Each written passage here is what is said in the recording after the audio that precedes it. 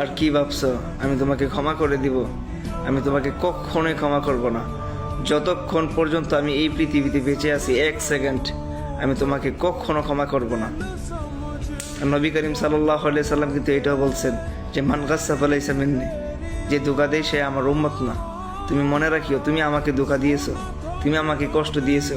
তুমি ভেবেছো 2 রাকাত নামাজ পড়ে আল্লাহর কাছে কান্না করে বলবো আল্লাহ ক্ষমা করে দিবে?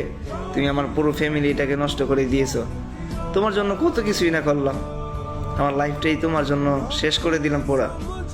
আর তুমি ভাবতেছো 2 রাকাত নামাজ পড়ে আল্লাহর কাছে বলবো আল্লাহ তোমাকে ক্ষমা করে দিবে? ক্ষমা কি এতই সোজা? যদি কেউ আমাকে কুবিয়ে কুবিয়ে হত্যা করতো তারপরও আমি এতটা কষ্ট পেতাম না যতটা কষ্ট দিয়েছো। কখনোই আমি ভুলে যাব না, কখনোই আমি তোমাকে ক্ষমা করব না। তুমি মনে রাখিও, 100 বছর পরে হলো আমি তোমাকে মনে রাখবো। আমার মস্তিষ্কগুলো নষ্ট হয়ে গেল, আমি তুমি নামের মানুষটাকে আমি কখনোই ক্ষমা করব না, কখনোই ভুলে যাব না। কাল কিয়ামতের মাঠেও আমি তোমাকে ধরবো, কখনোই আমি তোমাকে ক্ষমা করব না। মনে রাখিও।